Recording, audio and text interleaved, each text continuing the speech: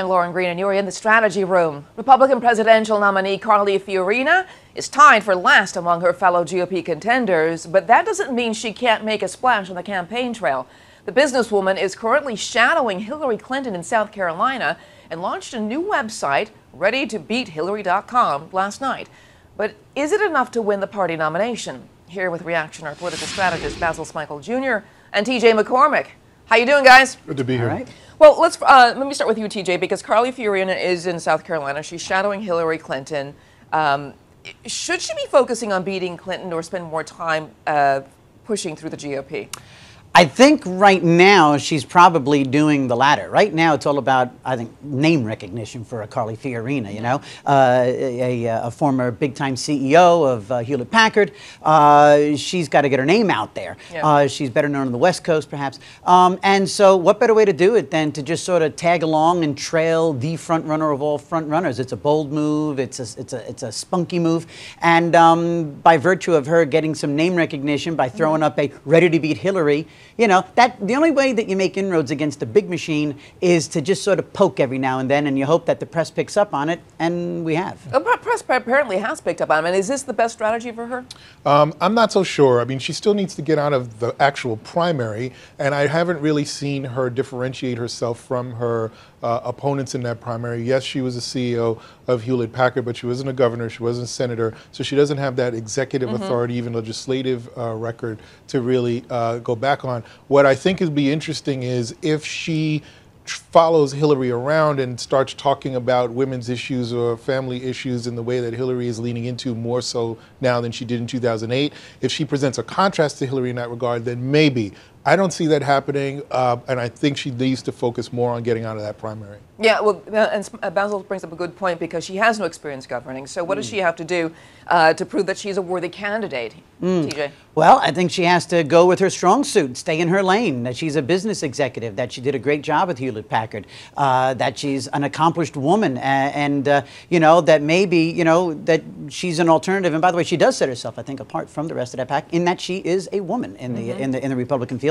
And she's the only woman in the Republican field. The only woman in the field. And so therein lies her biggest difference. And look, she's while she has put her name out there for lower office before, for Senate, and so, she's not a retread, you know. And I think all Republicans around the country are sort of just sitting back, and you got the people who say not another Bush, and people who say this guy Rand Paul is a bit of a nut with the thing and the libertarian thing. I'm not sure if that's my kind of Republican. So I think everybody's got to wait and see, especially Republicans. Yeah, well, let's look at the Quinnipiac poll, because that shows that Carly Fiorina is pretty much at the bottom of the pack. She tied at 2% with Ohio Governor John Kasich.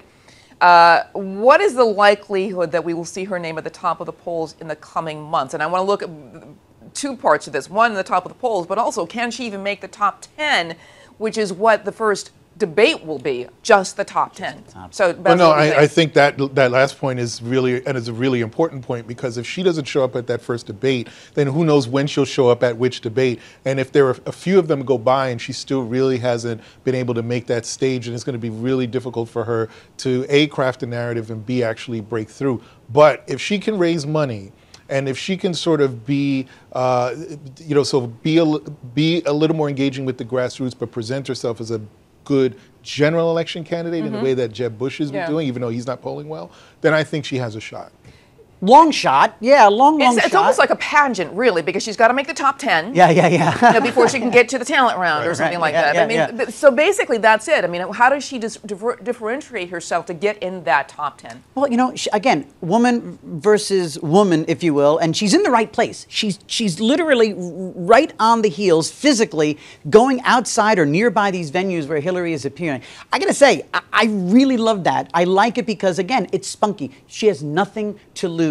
And right now, for my money, it's all about name recognition. I know I said it before, but it's really about name recognition. You know, and that's one way to get it, is to say, "Wow, look at her! She just did a presser right outside Hillary's fundraiser." And I think that's great in terms of raising that name recognition. But she's also got to transition from being gimmicky to being serious at some point, because that's going to raise her the money, and I think that's going to get her to that in that top 10 spot. We haven't seen that from her yet, but if she wants to sort of break through the pack, she's got to make that transition. America loves gimmicky. All right, thank you very much, Basil and TJ.